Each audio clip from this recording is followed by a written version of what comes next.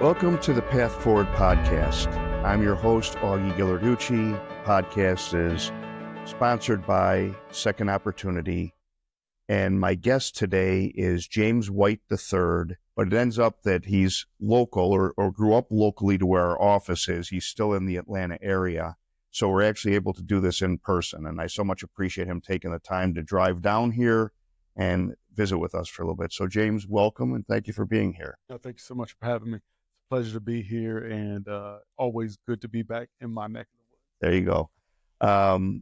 So we're going to spend a little time talking today, and your story is terrific, but I'd really like to get into it because you've got so much that I want to share with the audience. So if we could start, just kind of give us a little bit of your background, where you grew up, what you did when you were younger, whether sports, school, things you enjoyed, that type of thing. Yeah. I grew up in Noonan. That's Coweta County. I was actually born in LaGrange. Just my mom's doctor just so happened to be in LaGrange. So I had to go to LaGrange to be born, but raised in Noonan and raised in the projects, raised in low socioeconomic environment. So my mother was on crack cocaine. So I was always this project, that project, this apartment place, that apartment place. So I grew up like that and my father was absent. So now you're talking about basically someone raising themselves, a child raising himself.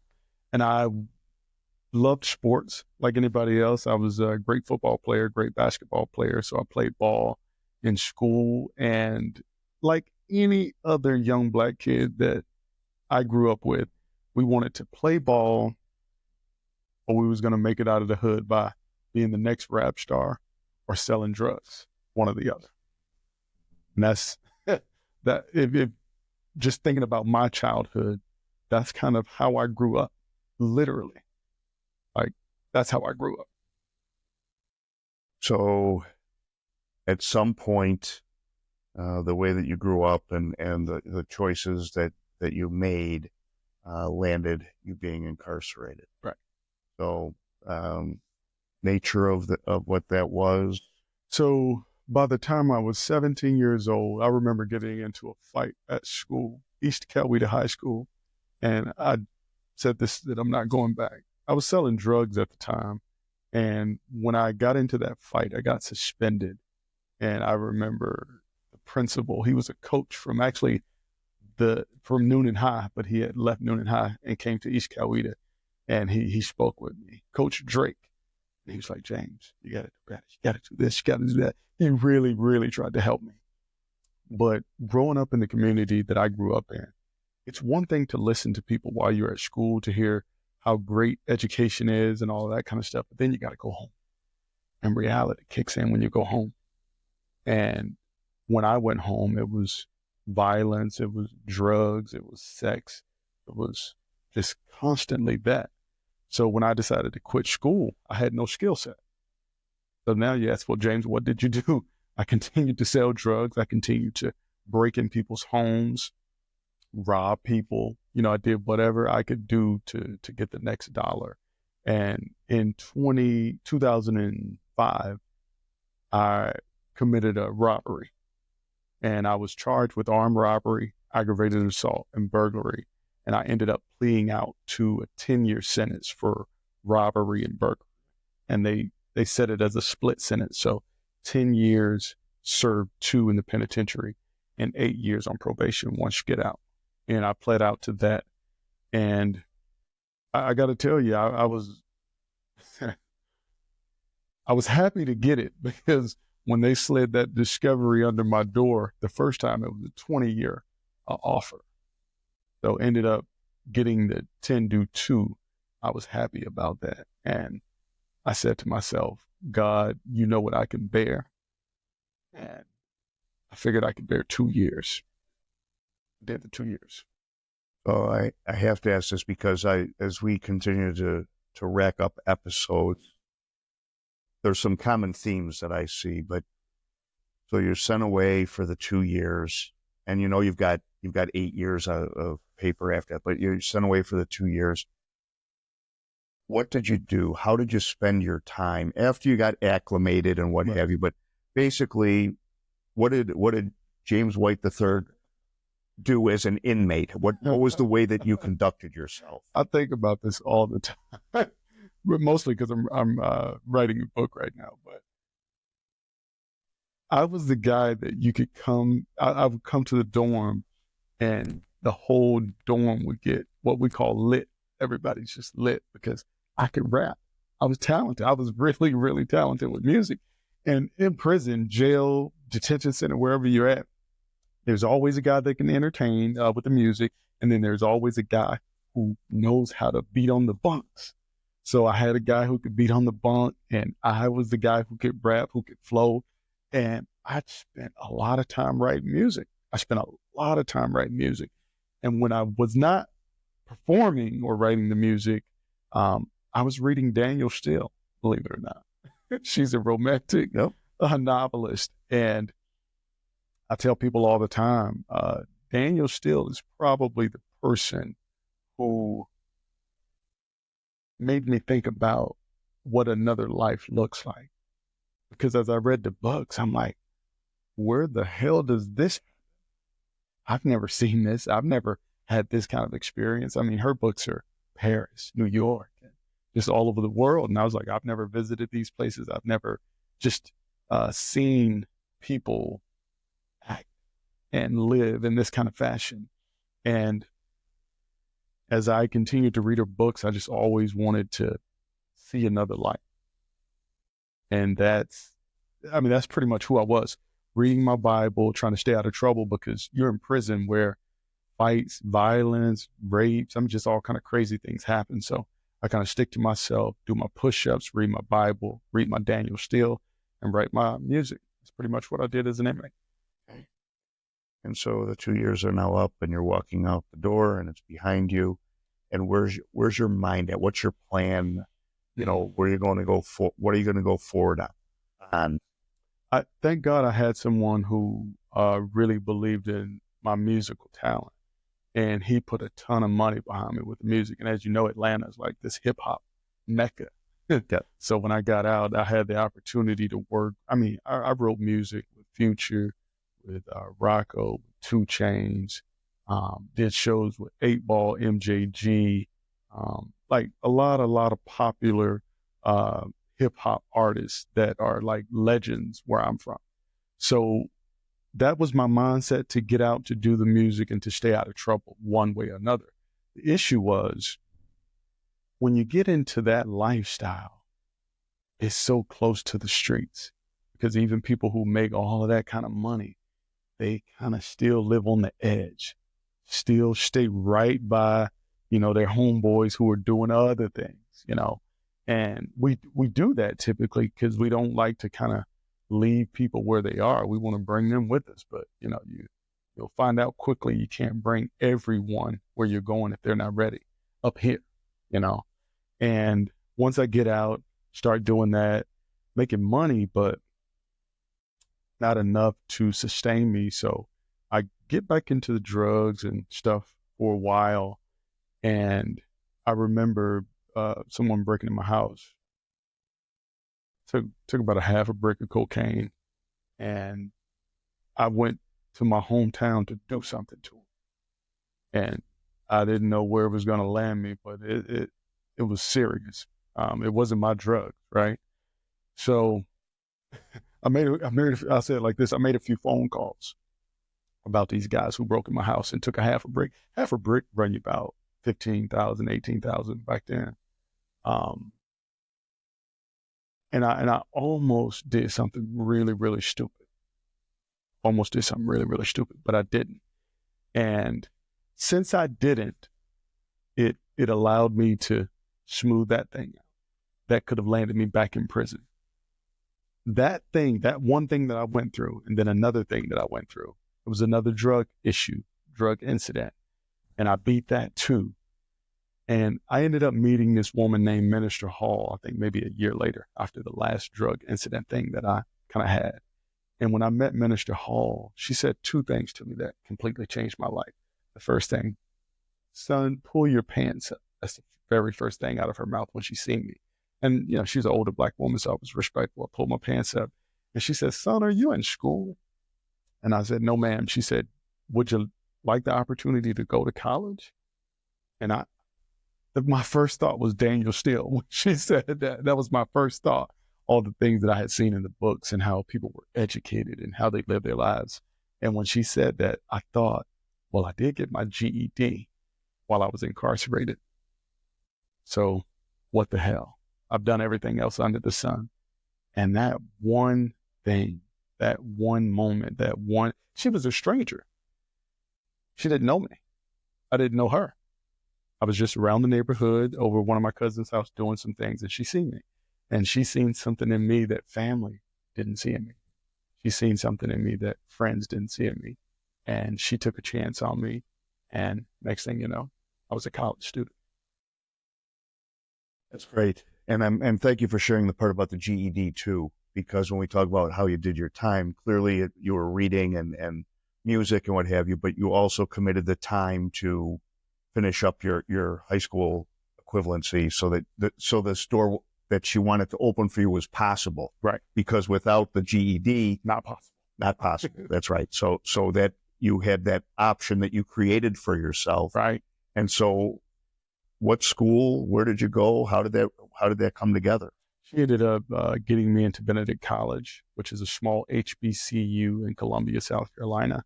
She said, "James, you're going to go there. You're going to be a leader. You're going to show them you can come from nothing. You're going to just change their world too while you're changing your own world, because people are going to see it and be inspired by it." And I thought this woman was crazy. I said she lost her damn mind. I'm still halfway in the streets, basically. And lo and behold, a year passes once I get to Benedict College, and I'm a 4.0 student. I did what she told me to do. I became an education major as a convicted felon. Let me put that out there. I'm a convicted felon at the time. I'm on probation, and I decided to be a teacher, which I knew I couldn't be from the jump because I'm a convicted felon. But what the hell? Let's see what happens. That was my mindset. And, this almost didn't happen at all, because I remember in the middle of my first year, so it was summertime, I got a job offer and I had to stay in South Carolina. I never told my probation officer that I was in college in another state. And I remember when I told her, Carly Black, I remember when I told her, you know what she said to me? She said, "James, you crossed state lines and you didn't tell us." She said, "I'd like you to come in. We'll have a conversation about it." She said, "I'll just go ahead and tell you, though, I'm going to recommend that your rest of your sentence is revoked and send you back to prison for going to college." So when I went in to see her, I also had to see her boss, who was over the entire probation department. And she recommended that the rest of my probation is revoked for crossing state lines and that I be sent back to prison. And when I got in with him, he looked at me and he said, "James, I'm not going to send you back to prison for going to college." So I was elated, right? But you were that close. I mean, I think that's the point that I like people this close to understand, is that sometimes probation can be unforgiving, right? The rule is the rule. The probation officer is compelled to follow the rule. And even though you were doing something that's meritorious, I mean, people would aspire to do that. Right. It could have been cost the end. I mean, absolutely, because now you're out of school, right? And probably was it Minister Hall? Yeah, probably not going to give you another chance at that point, right? Right. So, but I thank you for sharing that part too, because I think that's an important component of what we talk about. Right. It is. When we talk about probation, there's so many pieces of it that people don't even consider. Right. And it's things like that. I'm trying to do better, trying to do something for myself. And then they say, "Well, James, you did this and you shouldn't have done that, so we're going to send you back to prison." Yep. And we don't care that it's positive. Well, why don't you just tell them? Well, you don't tell them because they say no. Right. And now you've got everything put together, that you've got a school that's waiting for you, that you've got a person that believes in you, that helped make those arrangements, that you're feeling good about yourself and your prospects. Why do I want to go in and tell somebody that they can just absolutely just say, "No, you can't cross state line"? and then the rug gets pulled out from under you. So, I mean, I get that side of the coin too. It's not as simple as some would make it sound. Right. And believe it or not, as I was leading to, I wasn't even going to tell them. The only reason I told them, because I had to stay there for the summer too. I was thinking to myself, where if I'm just there for 3-4 months, I'll just do my semester and come back home, do my semester and come back home. Lo and behold, I get an opportunity where I get a chance to work for the Attorney General of South Carolina, the number one attorney in the state of South Carolina. And I'm like, I have to take this.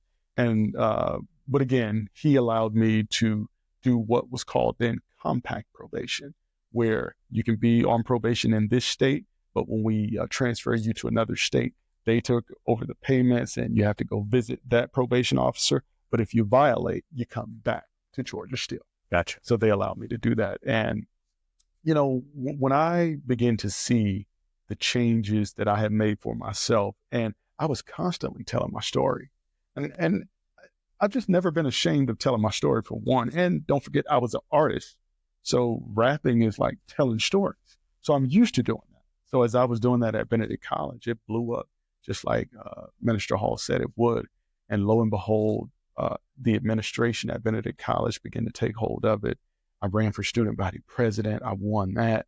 President Obama came to the school while I was there. That was a big deal. While I was student body president, so many different things happened. And I know that it was just God having his hand on me and my future. And I remember when I was a junior, it was time to go student teach. And they basically told me, James, you're going to have to change your major. You can't be a teacher because you're a convicted felon.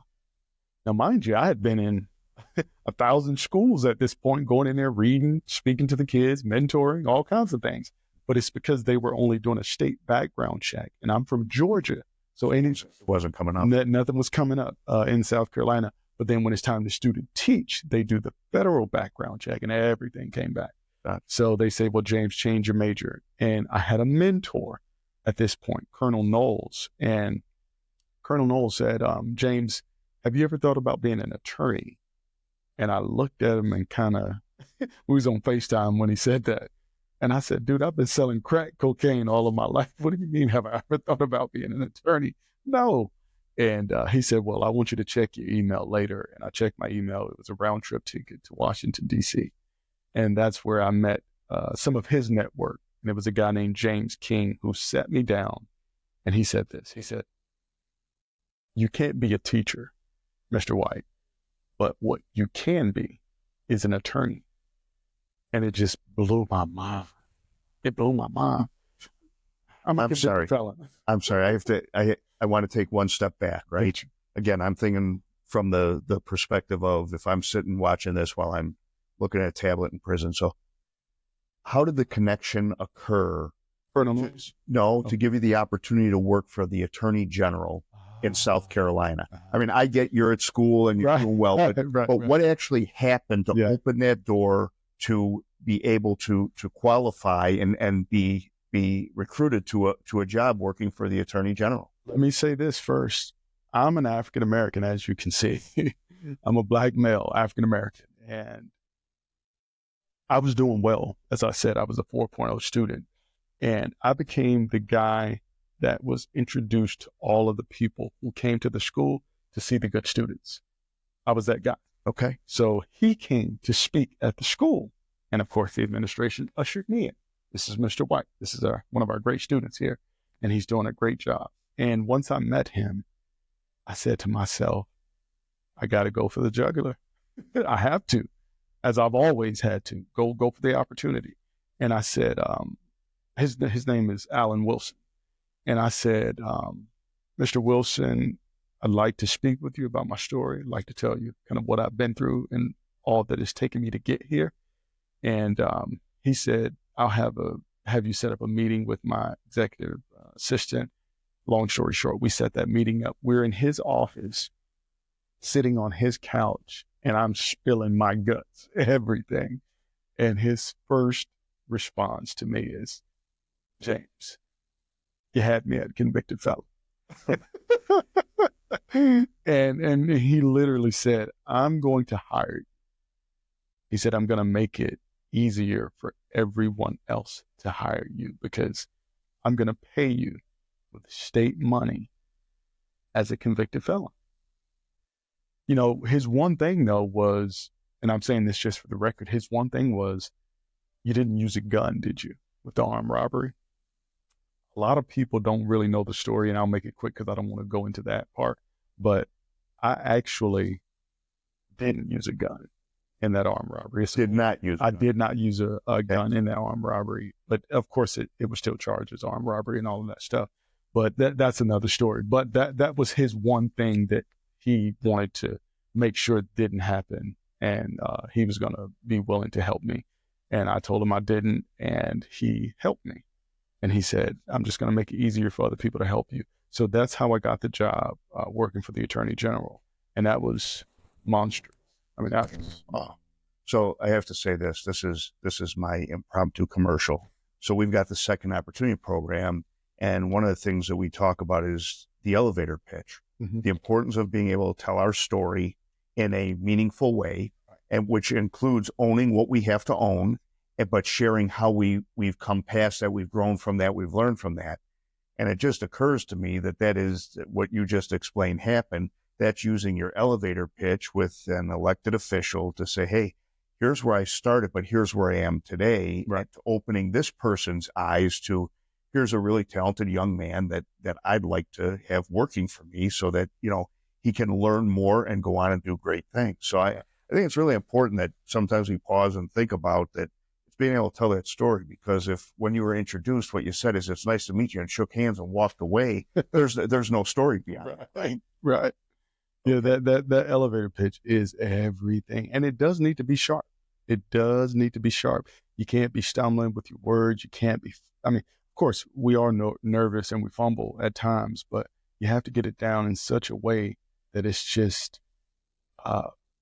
your real story. Not something that you create, like, you know what I mean? Because it's easier to remember what really happened. So really tell your story. And as I told you, I was doing that at the college all the time. So when he comes, it's just repeat. Right. It's on repeat already. Absolutely. And when I did that, it worked.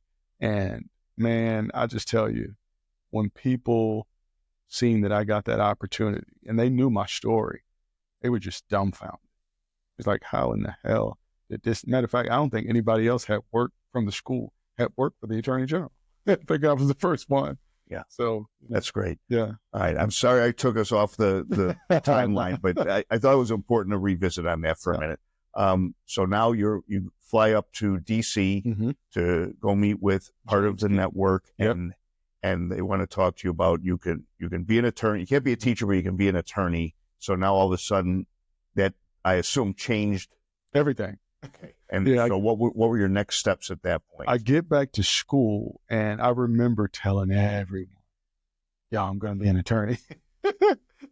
It almost felt like, I remember when I told people I was going to school, and how everybody was like, boy, get out of here. You're not going to college. You're not doing this. You're not doing that. And then after I did that and I showed them what I could do, everybody's mouth was on the floor. Everybody was like, wow, this guy is really doing it. So when I came back and I changed my major and I started prepping for law school, I didn't know anything about law school, man. I didn't know anything about an LSAT. I didn't know what an LSAT was. I didn't know how to write a personal statement. I didn't know about the financing part. I knew nothing, but I hung out with the international students at my college, and they were sharp and they were ready, and they were always ready. Always ready. So, you know, I spoke with a few friends of mine, and they said, well, you got to do this. You got to do that. You got to, you know, and once I started doing that, and I started doing it myself too, learning, you know, because you got to learn for yourself and walk for yourself. And once I did that, I ended up applying to 6 different law schools. I got accepted to all 6, and every school that reached back out to me, which was all of them, every school said something about the personal statement. The personal statement was just a sort of a movie script of the elevator pitch, telling everything that I had been through, everything I had done, just telling the story again. That's what the personal statement was. And everybody was just amazed by it. Like, how in the hell did you get here? Like, because, we see these stories on TV. We don't see them in law schools. Right. And I ended up accepting the offer from Ohio State University, and I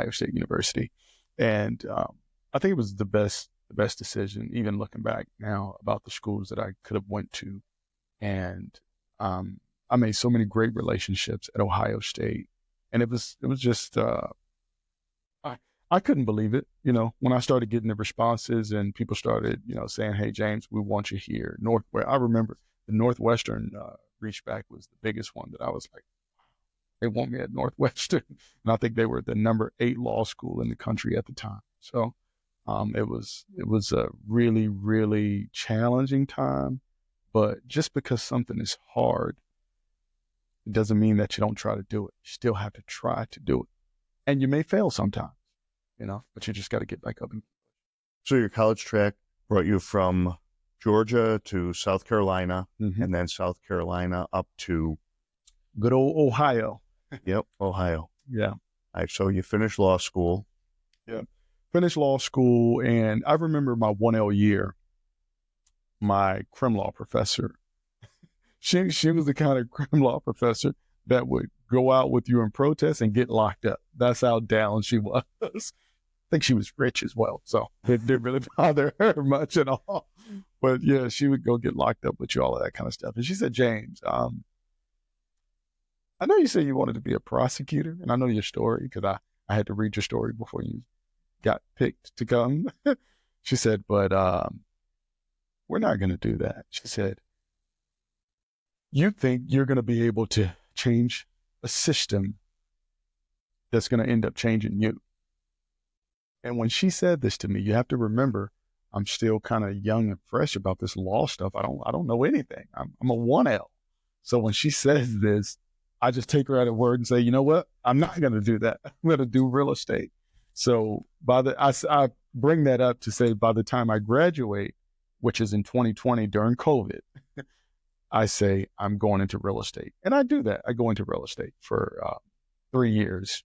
And after I go into real estate for 3 years. I'm sorry, working for yourself or working for a firm, a real estate firm where I did a lot of closing transactions, did a lot of recruitment based on like business, getting more business to come to different firms. And I worked for 2 or 3 firms, but mostly one firm, Kimbrough Law. And were you back in Georgia for that, or just stay up in Ohio? Yep, no, I was back in Georgia. Yep, and since it was 2020, so in Georgia, you couldn't really, well, not in Georgia, because Georgia kind of didn't close down, but all of the other states closed down. Like in Ohio, Governor, what's his name, Mike DeWine? I mean, it was shut down. Like you couldn't move kind of thing. And then when I came to Georgia, I mean, people were still out just, living life and trying to still make money too at the same time. So I think a lot of business people were happy about what was going on here in Georgia. Just put your mask on and get out here. And in Georgia, they also made it where you didn't have to take the bar for an entire year. You can wait and then take the bar. So that was another reason why I decided to do it. But long story short, once I got here and start working in the real estate firm, once COVID eased up a bit and I was able to get back into my communities and see my people, I was saying to myself, I've been gone for about since 2012 and it was 2020. So what is that, 8 years? I've been gone for about 8 years. And these people are doing the same thing they were doing when I left. That did something to me. And when I say doing the same thing they were doing when I left, what I mean is my friends still selling drugs or still not getting educations, still getting into it with law enforcement and still just the same things that I seen before I left. And I said, man, I got to get back in the neighborhood because all of my people are still being locked up and, sent off to Jackson State Prison for NDOC and then off to another prison. And I said, I got to do something. So I said, well, that dream I had about becoming a prosecutor, which I think was ridiculous to have that kind of dream. But I said to myself, who better than me, right? Somebody who's actually had the shoes on and can actually think about both sides of the equation. And I just asked myself, could I actually do the job? And I thought I could do it. I could do it fairly. So I reached out to Fonnie, which is the district attorney here in Fulton County. And then I reached out to Mr. Keith Gamage, and I applied to both places. I got offers, and I accepted the Fulton County Solicitor General's offer because I could start with misdemeanor, small cases. Not, if I mess up, hey, it's not a big deal. Nothing crazy is going to happen. And I could learn. I know I would get a lot of trial experience. And these days, new attorneys, they don't get real trial experience where they actually perform a trial. And I've actually already done one, and I won that case. But so that's why I picked his office. And in 2023, I was sworn in as an assistant solicitor general here in Fulton County, which I think makes me the first convicted felon in American history to become a prosecutor. I think I'm the first to do it. I think there was one guy who was trying to do it prior to me, and I think he was in DeKalb County, and they fired him once they found out about his issue. But and I think he was like doing an internship at the time, so he hadn't been hired anyway. But yeah, so I think I'm the first to ever do it. And can I point out for those, because remember, around the country, Fulton County is Atlanta. It is one of the largest counties in the country. So this is not some 10,000 person county. This is an enormous county. 1.2 million. Yeah. And so congratulations for that. Thank you. That's quite an achievement. Yeah. Yeah, man. And when I got the position, I mean, when they swore me in, it was like a movie. I mean, the news stations, everybody was there. It was phenomenal. And I have another mentor here in Georgia, and he's the former Chief Justice of the Georgia Supreme Court, Harold Melton. And Chief Justice Melton, he just used to always tell me before law school, he was like, James, just keep doing good. When you do good to people and treat people right, just great things just happen in your life, And that's always been his advice, even now when I sit down and talk to him. Like, how are you treating people? That's his thing. And he's a big reason I believe that I'm in the position that I'm in today too. His mentorship and his guidance. So once I took this position, I worked in diversion. That's how I started, in diversion, where I'm able to look at cases and say, this person deserves a second chance. Imagine that, giving me that opportunity to say this person deserves a second chance. I just couldn't believe it. I couldn't believe what was going on, the opportunity that I was being given. And I said, yeah, this is what I should have been doing, And I did that for several months. So I've given thousands of people the opportunity to have a second chance, thousands of people. And now I'm a trial attorney. So it's a bit different. Trial attorney is you have to go in there and actually perform. And sometimes, you got people who go to jail, and sometimes, most times you don't have people who go to jail. Most times it's probation with misdemeanor world. When you do have people going to jail, it's typically they've made some kind of domestic violence or sexual assault, some stuff like that. But being a prosecuting attorney, it's challenging for me, as you can imagine. Yes.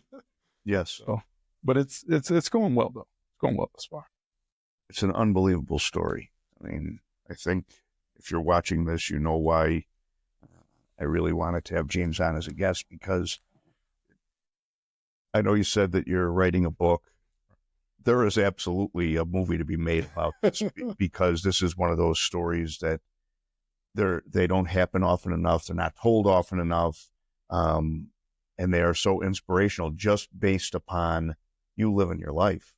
This is with all the things in the beginning and all the challenges and issues. This is you living your life and living it the right way, because people that you've mentioned, the Attorney General in South Carolina, the people that, in Washington, D.C., that talked about having your career in law instead of teaching, and the mentor that you have back here in the Atlanta area, that happens because of the way you are living your life, right? People they see something. Here's a younger guy that clearly has all this talent and is really making use of it. I want to make sure that, his train continues to run straight on the tracks. And so congratulations for that. Thank you so much. What I like to do is finish up like we do every time we have a guest, and that's to say, just take a couple of minutes and look in the camera, and remember, this is in all 50 states, and it's in jails and prisons, and just talk to men and women on the inside that, as you know, there are some really dark days on the inside. There are some days where we think that whatever the baggage that we're walking out with, we're not going to be able to overcome. Right. But then we sit and listen to your story, and that hopefully it brings some inspiration. So just spend a couple of minutes talking to the men and women on the inside about how you were able to get your train running straight on the tracks. If I could tell you guys anything, first, as I said before, I don't represent all Black people. I think we have to say that continuously, because all of us think that we're so interconnected that we think that we believe all the same thing, and we don't. We believe different things in life. And when I was growing up, I didn't believe education was a part of my transition out of that community. I just didn't believe it, right? And even when I went to prison, I didn't believe it. But when I started cracking open those books, I started to say, wow, like, this is something different. I don't know what it is. I can't understand it, but it's something. And I encourage each and every one of you, and it may not be education, it may be something else, but I encourage you to gravitate towards something that pulls you away from the bullshit. It's so easy to stay who you are, stay caught up in the same things that you've been caught up with all of your life. That's the easy part. We all know when we get out, we go right back around the block with the same people doing the same shit. Like, we know we do that. We know we do that. But challenge yourself to say, you know what? I can be better. I can do better. And I'm not going to tell you how to do that. I'm not going to say education, because it could be something else for you. It could be employment, because that's another big deal that, we don't talk about enough, but it keeps people from going back into the system. So whatever it is, that thing that can keep you from going back to everything you know, I say, man, when I say go after that, like you've never went after anything else in your life, that's what I would ask you to do. Go after it like you've never went after anything in your life. Because when I talk about elevator speeches, as we mentioned earlier, and other little things that I did to get to where I am today, I put the work in. And you got to remember, this didn't happen overnight for me. It happened over about a decade's time, 8 to 10 years. Imagine that, right? It's not today and then tomorrow. It's a decade. And you have to put that work in. Believe in yourself, know that you can do it, and know that there's people out there like you that have made it, and that is willing to help. I'm here. I can't wait to get a letter. I can't wait to get a letter, because I know how it feels to write those letters. So I'm excited. And I really, really hope that this segment is something that you guys can use to transform your mind and transform your life. James White III. So he mentioned letter. This is the time that I tell you that we love when you write to us. We get a stack of letters every week into our P.O. box. And I was talking to James about this before we actually started the episode, is I know the value of a stamp on the inside, right? And it means a lot to me when you're putting one of your stamps on an envelope that's coming to our podcast. I had some people actually send us Christmas cards, and I know what the thought that goes into that. So I'm grateful for it. But What James is referring to is, as we've mentioned before, if there's a guest or multiple guests that you connected with, you really liked what they had to say, or you were inspired by it or challenged by it, and you want to communicate with them, you can write to us, and I promise you we will get them the letters so they can respond to you. So you can write it to the Path Forward Podcast, P.O. Box 3411, Peachtree, one word, Peachtree City, Georgia, 30269. You can write to us and about the podcast, or you can write to a specific guest for the podcast, and I promise you we will get them that letter. And so thank you for tuning into this episode. I hope you've enjoyed watching it as much as I've enjoyed being a part of it. James, thank you again for taking the time to come and visit with us. This is the Path Forward Podcast. I'm Augie Ghilarducci, the host, and this is brought to you by the Second Opportunity Program and Second Opportunity.